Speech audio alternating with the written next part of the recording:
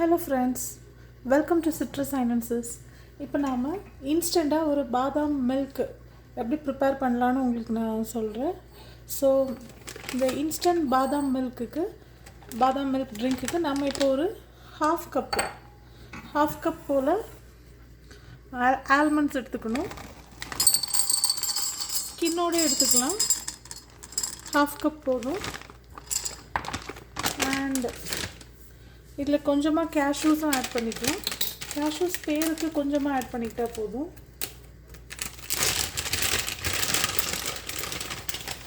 Cashews ஒரு இவ்வளோ போதும்.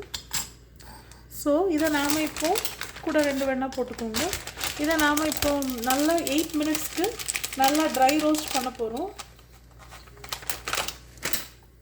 ஸோ ஃப்ரெண்ட்ஸ், இதை நாம் இப்போ ஆல்ரெடி நான் இப்போ பேனை நல்லா ஹீட் பண்ணியிருக்கேன். இதில் போட்டுடுறேன். இதில் போட்டுட்டு நாம் இப்போ இதை நல்லா ட்ரை ரோஸ்ட் பண்ண போகிறோம். அண்டு இது கொஞ்சம் ஃப்ரை ஆனதுக்கப்புறம் கொஞ்சம் காடமும் ஏலக்காவும் கொஞ்சம் ஆட் பண்ண போகிறோம்.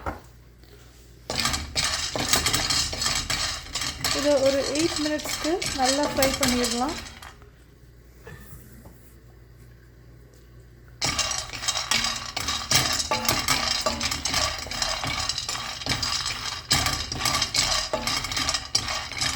நான் கொஞ்சம் சிம்மில் வச்சு தான் பண்ணுறேன். ஏன்னா ஹை ஃப்ளேமில் வச்சா கறியை தான் செய்யும், நமக்கு ரோஸ்ட் ஆகாது. ஸோ கொஞ்சம் சிம்மில் வச்சே பண்ணுவோம்.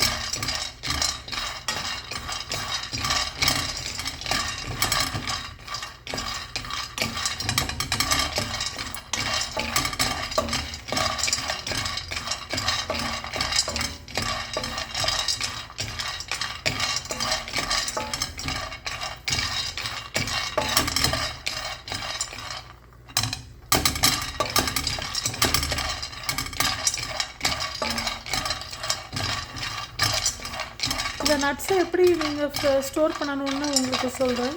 நட்ஸ் யூஸ்வலாக பார்த்தீங்கன்னா அதுலேருந்து ஒரு ஸ்மெல் வந்துடும். நமக்கு சீக்கிரம் யூஸ் பண்ணி முடிக்கலன்னா, நமக்கு லாங் லைஃபாக நட்ஸை ஸ்டோர் பண்ணணும்னா நம்ம நட்ஸை வந்து ஃப்ரீசரில் தான் போட்டு வைக்கணும்.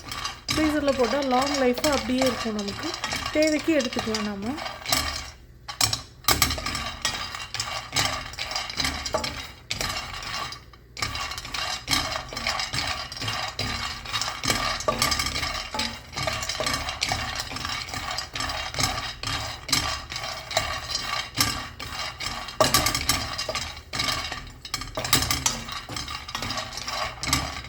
ரோஸ்டாக கொஞ்சம் டைம் எடுத்துக்கும். அப்போ தான் நமக்கு கொஞ்சம் பொறுமையாக ரோஸ்ட் ஆனால் தான் நமக்கு கரியாமல் அது ரோஸ்ட் ஆகும்.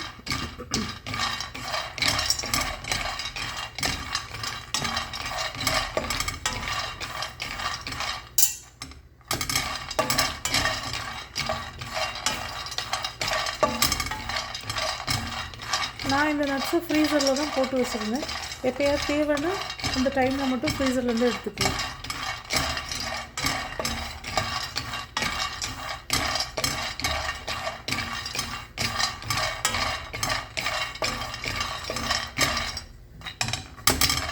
இப்போதான் லைட்டாக ஹீட் ஏறி இருக்குது. இன்னுமே ரோஸ்ட் பண்ணணும்.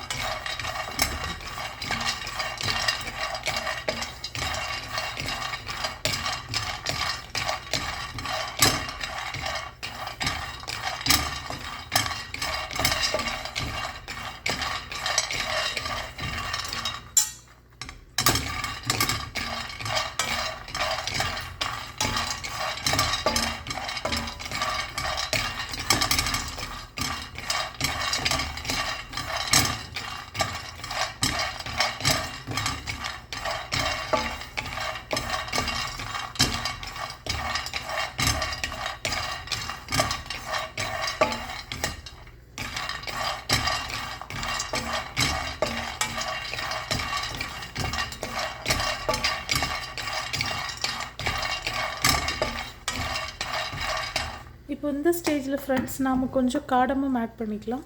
முழு காடமும் தான் ஆட் பண்ண போகிறோம்.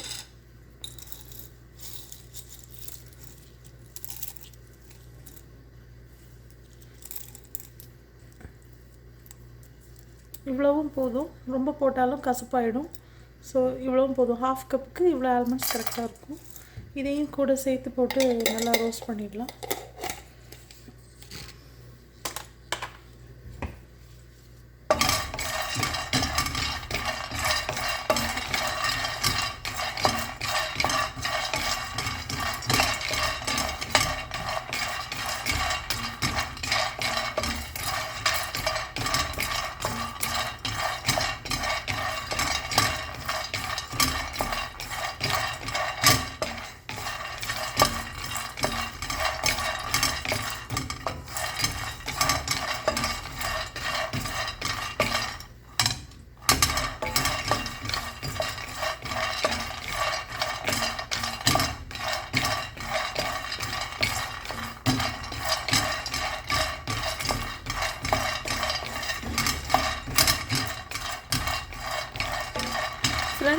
இதை இன்னும் கூட ஒரு 5 மினிட்ஸ் நம்ம ரோஸ்ட் பண்ண போகிறோம்.